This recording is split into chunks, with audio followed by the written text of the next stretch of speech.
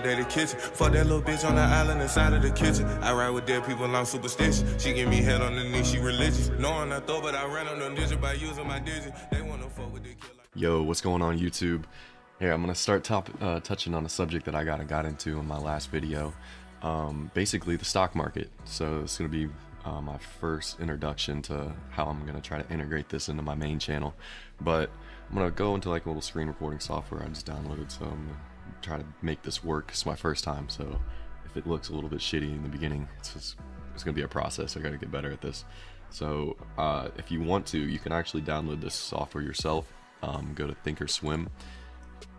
It's a pretty powerful software. If you want to get this yourself, you have to go to TD Ameritrade. It's a stock brokerage. You go there, create an account. I'm not going to do a tutorial on it. It's pretty self-explanatory. It's basically sign up, download this program, and it's completely free. They teach you. They have basically you can run simulated stock days. You can go in here and learn and have teachers teach you how to run the stock market. It's pretty cool. Right now I'm going to show you a stock that I actually lost a lot of money on. $500 in a day. $500 in a day, kind of in the market, it happens. It's going to be one of those things you got to give and take, live and learn.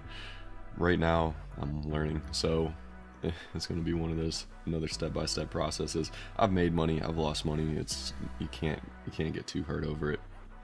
Right now MGTI is the stock that I lost a lot of money on.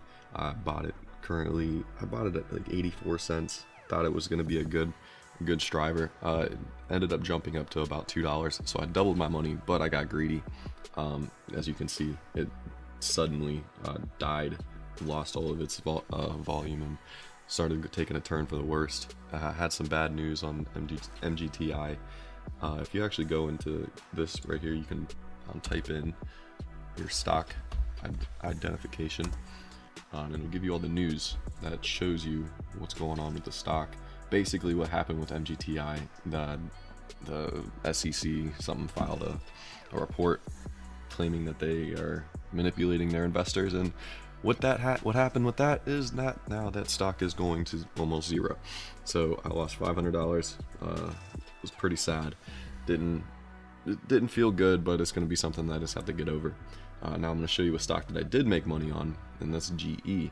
GE is something that I've been playing around with because they kind of hit their bottom right around here. And I'll show you an example right here. We'll just minimize this cell. Right now, that's MGTI. Hold on one second. GE. So you can see there's kind of a pattern forming, and one of the cool things about pattern trading is that patterns really often form in a lot of different ways. There's many different types, and identifying them is what's going to be the hard part. If you can kind of see, there's like a scooping pattern looking right here. As it scoops up, usually that indicates that it's going to be a continuing bull strategy that's going to be coming out. GE has obviously been on the downturn for pretty much almost a year now. Hit its bottom at a low of 666, which is kind of funny. 666. So I bought in around 690. I think I got in at like 690. I have to go and check my buy-in entries, but from then I made about $200 profit in that climb up to about $9.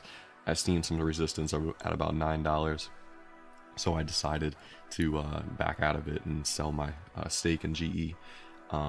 Seeing right now, it probably is a bad choice that I did that, because it did tick back up to about 930, about 940 on its last week's pretty much dollar value. But I just wanted to protect myself, and that's something that you should also look into doing in case something happened to the markets where it decided to take another downturn and obviously end in a loss of money. So right now what I want to focus on is a scooping pattern. Right in the current form, it's only about halfway through its stage. I'm looking for it to probably end at around 13, maybe a little bit less, maybe higher. I'm not 100% sure. Kind of just depends on how GE carries themselves. We can look at other stocks that have shown these same patterns. Basically, I can give you a great example off the top of my head. A stock that I was in quite a while ago. It's called Watt. Here you can see that same scooping pattern. I actually was in this stock when it was up at 23. I bought in at $16. I can go in here and show you a little bit of a time frame. If we go to 2 years, I can just apply that. You can see there was a huge spike around here. I actually bought in right around 16. It was about right here. I had a notification on my phone. I actually got it from Reddit. Reddit's a great news site if you actually want to go in and see a lot of different news articles and pay attention to different things. Reddit actually showed me that they had gotten approval from the SEC to start production on, I forget what it was. It was like a electronic charging port where you could charge your phone wirelessly without even having to put it on a pad. Like, you can just charge your phone by walking into a room. I seen that, obviously I bought into it. I thought it was a good idea. So as I got in at 16, it continued to rise all the way up to 33. Now, stocks usually they have their rocket ships, but always after the huge blow up, there's always a huge pullback. It's the market recalculating how much it's worth. It usually bases itself off of where the previous resistance was. Seeing here that previous resistance sat around 1630. You can pretty much draw a little picture right here. Let's see if I can do it for you. Okay, we'll do that right here. So we're just gonna draw.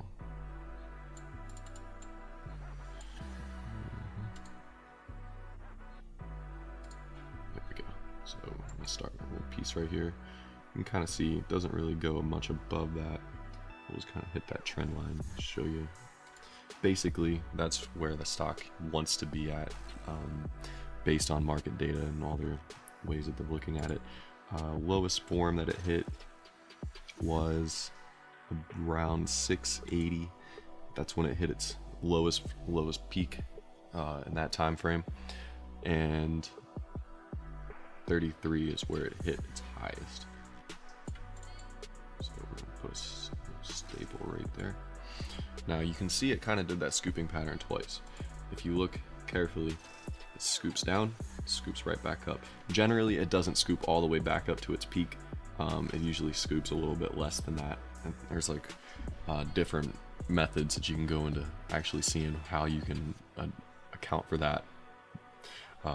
Fibonacci is actually a pretty cool thing if you want to go and take a deeper look into how people I guess look at things, and just the visualization of charts.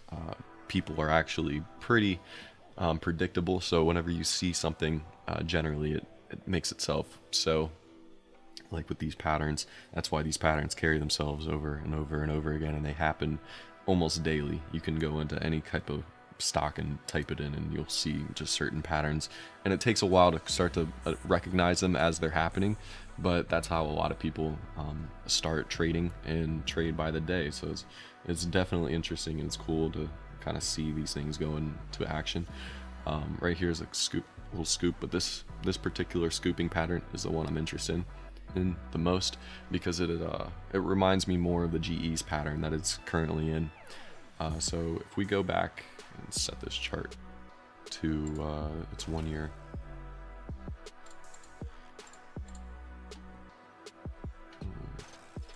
right there, apply. Okay, so we're gonna go and take an in-depth look at this. So as you can see, had a stark downward trend. It hit resistance at about $14, which is 2 points below what its average is, that 17 range. So we can see that it hits there, abruptly starts to make a strong turn upwards. Now, I think this turn upwards was too aggressive, being so that you can see that it didn't continue its path. Had a lot of shorts, had a lot of people coming in and scalping that stock, taking out money. And generally, if you recognize that scooping pattern, I think I recognized it around like right here. That's when it started to really take its full form, and I identified that and actually purchased. I have to go back and check in my E-Trade accounts history, but I think I purchased it around 14. It was like 14.9, almost 15. So it was somewhere around there. Actually made the turn all the way up almost to 22, I do believe. I think it went to 21, 20 something. It was in that range right there. I ended up selling around here when it broke back down into the 20 range, because I figured that it's a little bull streak right there. It ended, and it was going to continue into like a bear little market, which it did actually do. It actually came all the way down to about $4.40, which reminds me of kind of how GE's did their little patterns kind of forming up right here. So if we go back and we look at how this stock has already came all the way up to about, I'd say 70% of its original gain at its high of 23. So we're gonna go into GE, kind of go in and check it out. GE had a low of 6, almost back to 9. I'd say that's about, it was up to 13, so it's about in that 50% range of its recovery form. If it wanted to, it could possibly go into 13. That's really optimistic. If it were to do that, it would get a lot of attention, and a lot of people would be jumping onto that stock again, which would even increase it further. It could go as high as it wanted to at that point. We're gonna go ahead and look at the 2-year axis on this. Gonna apply that. So as you can see, GE has been in a downward spiral for the greater part of 2 years, doing that scooping patterns. It's got flags and peaks, double and triple. Some of the names are repetitive, and it's just gonna have to rely on some of my memory here. What's cool about Thinkorswim is that they can actually draw and do your patterns for you. They can show you patterns that you can select. So as you can see, you got ascending triangle, channel down, channel up, descending triangles, which are all different types of just regular common patterns that occur daily. I'll show you a flag or a double bottom. Double bottom's pretty cool whenever it hits the bottom twice at the low points, like right here. See how it hit once and then it hit again? It's considered like a double bottom. Usually that's like a support line that people are going to be paying attention to. Generally that means that there's going to be an increase in volume on that stock, and that people don't, or that's like a good price for what people see the company is worth. So GE is a multi-billion-dollar corporation. Being listed at about $6 is kind of a slap in the face to them. Whenever an investor that wants to make a quick amount of money, when they see that, they generally buy up as much as possible. So we're gonna go into this double top. Actually, I want to do a double bottom. Hit OK, and it should start to show the patterns if I did this correctly. So we're gonna go to this. Add selected. Now we're gonna hit apply. Now OK. So now it should start to show these patterns. And also, if the pattern's not on the stock, it won't necessarily identify the pattern right off the bat. But right now, it should be showing this pattern. So let's see. Let's just add all of them. Apply. Okay. So here we go. Now you can kind of see where I'm talking about. In order to get a better view, we're going to go in here and get rid of this drawing tool.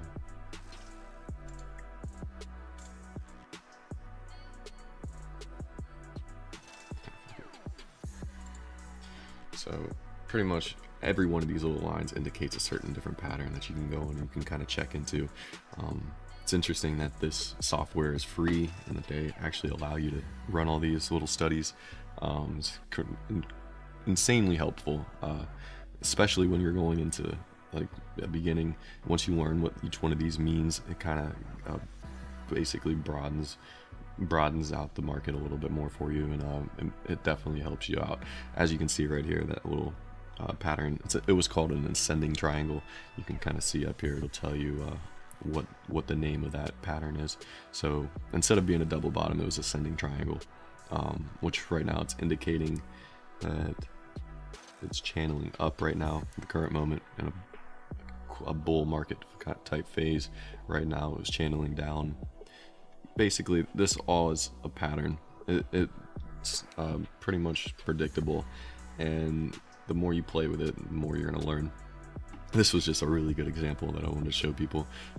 Being that I did make money off of this stock, that it engaged me a little bit more than the average person, but it was a good teaching example. Now we can see on MGTI, which was a different example, had that same scooping pattern all the way up to the peak of $8. It was down here at $1, so that was almost an 800% gain on the day, just for that. And as you can see, it had that instant scoop down, which it's not advantageous to hold it that long. Usually people don't. They start getting cold feet when you look back here and you see there's no resistance anywhere to possibly correlate that stock price to. So obviously people recognize that, shorted it, continued to short it all the way back down to almost its current price, or its original starting price. So it lost all of that I'm pretty sure it was a month or two. It was not up there for that long. And then it did this scooping little pattern here, had a nice little scoop. I recognized it at right around, I think, in that $1.42 range. It was really exciting when I started to see it climb, because when you buy a stock at $1 and it starts to climb, that's when you can really make a lot of profit, and your feet start getting you start getting a little bit cold feet, and you don't want to hang on for it too long, which I ended up doing. So it peaked almost at $2. It broke that resistance form at 2. I thought it was going to continue maybe up into the 3s and the 4s, seeing on how steep of a climb it was going. And also I was looking towards that. I was looking for more of a broader scoop instead of a miniature little half step. So whenever it did decide to downward trend into the negative range, that's when I made the decision not to sell, hoping that it would eventually climb back and not have to lose money. But they ended up having a negative news report come out. If I can go back and find it, yeah, you can see Glanley Prung, it was a law firm, announced the filing. It was an SEC filing, securities class action on behalf of MGTI's capital investment, which is not good. So that's a terrible thing to happen if you're an investor invested into a stock. You don't want to see any type of indictments or investigations into the stock or the company that you decided to put your trust and money into. It's kind of like a kick in the nuts. So whenever that happened to me, I decided I'll ride out the storm, because now we're riding at about it was at 67 cents, so I'd lost half my money. I think at that point I'd lost around $250. So I was just being a dumb investor, didn't stop my losses short, continued to ride the wave, and now we're at 5 cents worth of what they estimate MGTI's share volume or share price is. It sucks. I still own this stock currently, being that it is at 5 cents, and I don't want to lose all of my money just by selling it for almost nothing. So I figure if it's going to come back, it's going to come back. If it doesn't, it's just money's lost either way. So right now, that's just like one of those examples of where you can get burned in the stock market. That's how I lost $500 in a day. And I'm going to try to make this video not extremely long. I'm just going to try to do my best and make it as informative and cool as possible. This is my first video on the stock market. I'm going to try to integrate it with my motorcycle content, so we're kind of going to just see how that plays out. If it works, it works. If it doesn't, then I have other ideas and stuff to play around with. I hope you guys had a cool, knowledge-filled event here. I appreciate it, guys, and I'm signing off.